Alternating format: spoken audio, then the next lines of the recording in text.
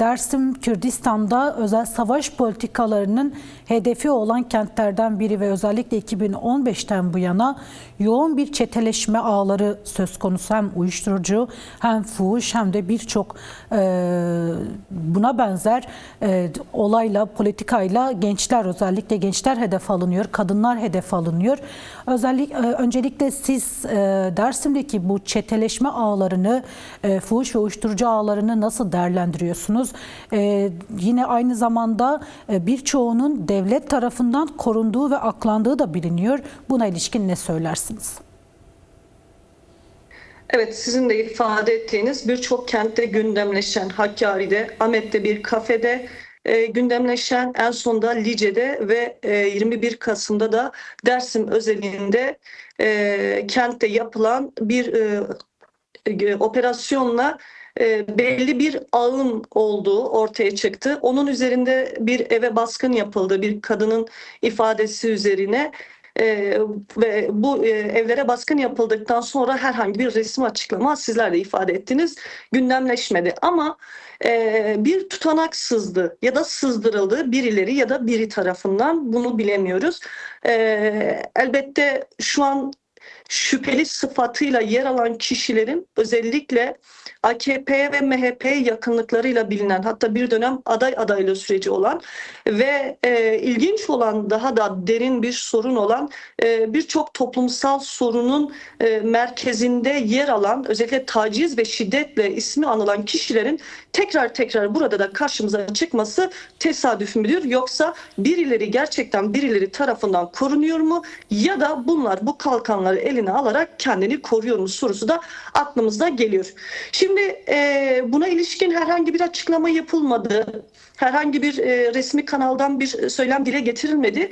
Ama şu da bir soru işareti olarak kafamızda. Birçok kişinin ismi geçiyor şüpheli sıfatıyla. Bunlar gözaltına alındı mı? Bunlar hakkında herhangi bir işlem yapıldı mı? Ya da neden yapılmıyor? Kamuoyunun bilgilendirilmesi gerekiyor. Sizler de ifade ettiniz. Özel savaş politikası adı üzerinde özel bir uygulama. Birçok kentte uygulanan bu özel uygulama Dersim'de de özelin de özeli oluyor maalesef ki. Özellikle kadın ve gençlik kazanımlarının hedef alındığı bir yerde maalesef ki başarılı oldu mu sistem burada? Evet, başarılı oldu. Hangi kısmıyla başarılı oldu? Gençlik göçertildi ve Dersim artık insansızlaştırma politikalarıyla yüz yüze kaldı ve dışarıdan inanılmaz derecede Dersimli olmayan ya da Dersimli'ye benzemeyen kişilerin gelip yerleştirilmesi, özellikle bunun da bir üniversite ayağıyla yapılması ya da şimdi tutanağı okuduğunuzda, tabii ki bu şu an bir iddia boyutuyla elimizde yer alıyor. Resmi bir açıklama yapılmadığı için biz bunu sadece yorumlayabiliriz. Birçok kişinin devletin kurumlarında çalışan memurlar olduğu, yine kentin esnaflığını yürüten kişiler olduğu da görülecektir. Şimdi bu boyutuyla gençlik bir yerde kriminalize ve gerçekten Dersim'in artık kimliksizleştirilme çabası sonuç verdi diyebiliriz. Bir diğer hedef alanı neresi oldu? Kadın kimliği oldu, kadın fikriyatı oldu. Kadın kent olarak tanımladığımız Dersim artık maalesef ki bugün kadınların güvenli bir yaşam alanı olmaktan çıkıp, işte gördüğünüz gibi fuhuş çetelerinin ağında yer alan bir oluşumun içerisinde ve bununla anılmaya çalışılan bir yerde duruyor.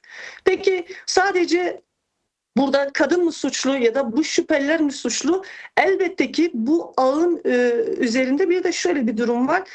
Özellikle kapatılan dosyalar ya da görmezden gelinen ya da göstermelik olarak yapılan baskınlar, göstermelik olarak yapılan çalışmalar, denetlemeler bu ağın daha da genişlemesine, büyümesine, yani bir kapıdan alıp bir kapıdan bırakmaları burada bu fuhuş çetelerinin yeşermesine sebep oldu. Tabii ki bizim mücadelemiz sadece suçla değil.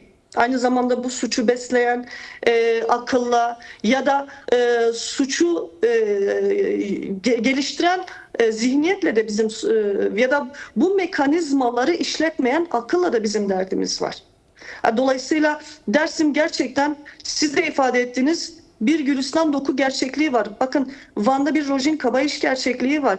Yani bir tarafta bu örnekleri gördüğünüzde bunları dile getiren, bunları gündemleştiren kadınlar ya gözaltına alınıyor ya susturuluyor ama failleri aklanıyor, korunuyor. Bugün Dersim'de açığa çıkan şey de bu fuhuş çetesinin de her seferinde bu kişilerin, belli başlı kişilerin belli suçlarla anılıyor olması ama herhangi bir cezanın uygulanmaması, aslında bir cezasızlık zırhını kuşanmaları da bizler açısından önemli takip ettiğimiz konulardan biri diyebiliriz.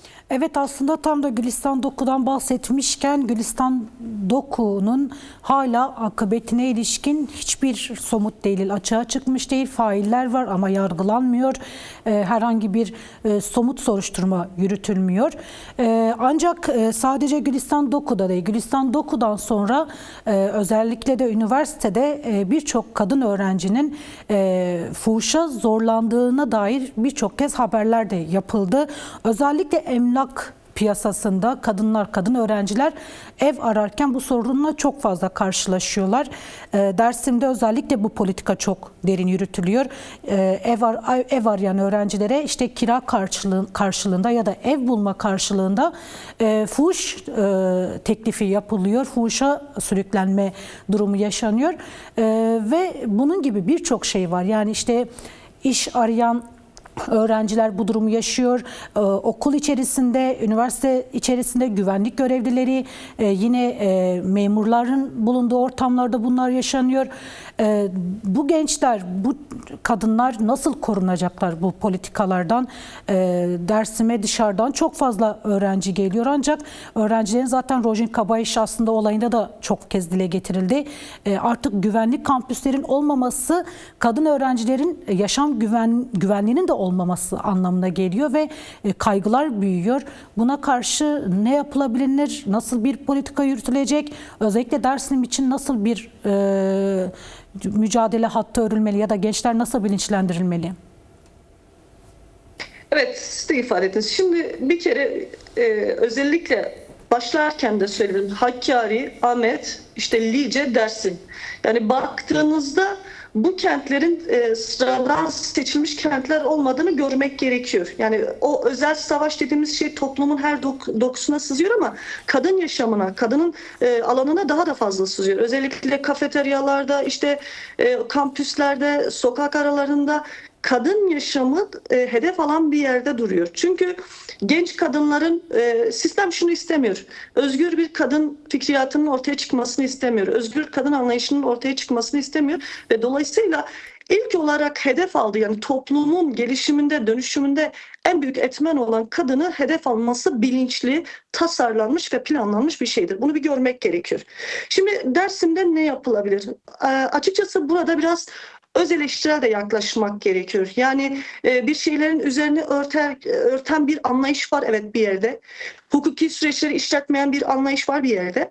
Ama biz toplumsal olarak bu işin neresindeyiz? Evet, güzel tespitler yapıyoruz. Sorunların, sorunsallıkları bir yere koyuyoruz, buluyoruz, ne olduğunu biliyoruz ama buna ilişkin bir çözüm önerisi geliştiremiyoruz. Bakın Dersim'de onlarca fraksiyon var, siyasi parti var, kurumlar var, STK'lar var. Yani Dersim özgün bir kent ama söz kurma yarışına girdiğimizde gerçekten hepimiz çok güzel söz kuruyoruz ama fiiliyatta gerçekten Dersim'in politik hattını güçlendirecek, politik özünü büyütecek bir çalışmanın içerisine girmiyoruz. Dersim, bir tane Dersim var, başka da Dersim yok. Gerçekten şunu görmek gerekiyor. Bunu diasporada görmeli, bunu Dersimlerde görmeli, metropoldeki Dersimlerde siyasetçiler de görmeli.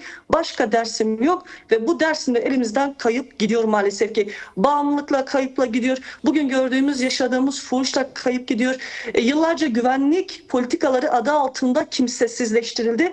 Artık Dersim gerçekten bir insansızlaştırma politikasıyla beraber bir kültürel soykırım kıskacında, bir asimilasyon kıskacında ve bunun içinde artık söz kurma yarışından çıkıp, artık basın açıklamaları kıskacından çıkıp, artık bir bayrak yarışından çıkıp bizim gerçekten önümüze somut planlamalar koymamız gerekiyor. Sistemden beklemeden kendi örgütsel ağımızı kurmamız gerekiyor. Bu nedir? Yani şunu görmek gerekiyor. Bugün ahlaki ve politik toplum karakterini oluşturmanın temel şeyi budur yani. Bu oluşturduğumuz ahlaki politik toplumda bu bahsettiğimiz çirkinliklerin, çürümüşlüklerin panzehiridir. Bunu gören bir yerden hepimizin mücadele hattını örmesi gerekiyor. Bu mekanizmaları da teşhir edeceğimizden hiç kimsenin şüphesi olmasın. Bizler üzerimize düşen seçilmişler olarak, Dersimli bir birey olarak her zaman da bunun karşısında duracağımızı, sesimizi yükselteceğimizi, tek başımıza kalsak bile ki Dersim'in her zaman bir direniş geleneği var, bir arada olma, bütün bu olumsuzluklara karşı göğüs germe ve direnç gösterme halinde her zaman görmüşüz. Bu hafızasıyla bizler bunların üstesinden geleceğiz. Ben buna inanıyorum ama her kurum gerçekten üzerine düşen sorumluluğu almalı. Dersim elimizden maalesef ki kayıp gidiyor. Dersim'in kodları ve dokusu yok olup gitmekle yüz yüze. Evet, çok teşekkür ediyoruz değerli Birsen Orhan, hem değerlendirmeleriniz hem de yorumlarınız için.